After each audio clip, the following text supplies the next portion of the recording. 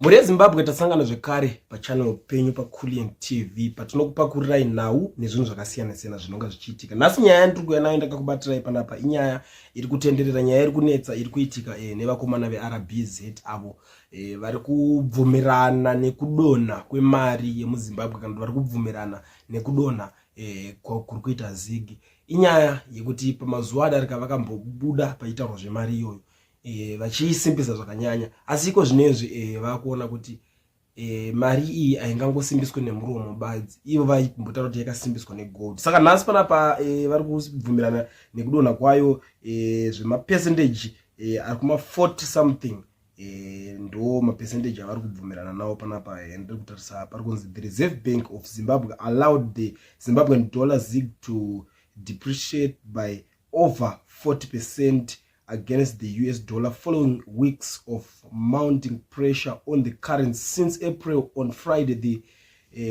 central bank's mid-rate for the ZiG was set at 24.3902 per dollar, a sharp decline from Thursday's rate of 13.9987. This significant devaluation marks the central bank's response to ongoing market forces and economic challenges facing the country.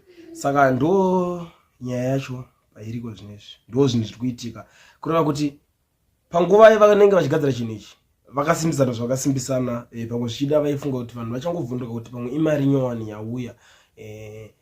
Zvinhu zvinoshamisa kwazvo, zvinhu zvinovhundutsa. Ino ndatozombosangana neumwe achitonge achibvunzwa nyayo achitaura kuti kana mimi mavakadzidza vacho makuda kutsvaga kuda kuziva kuti zvinhu mozvifambisa sei kune vanenge vasina kudzidza, munenge muchida kuedza kuzoda kuita sei kana zvichidaro. Munoona nyaya iyi inyaya inorwadza kwazvo, inyaya inosiririsa, haisi nyaya yekuti inovaraidza kana kuti kuteerera.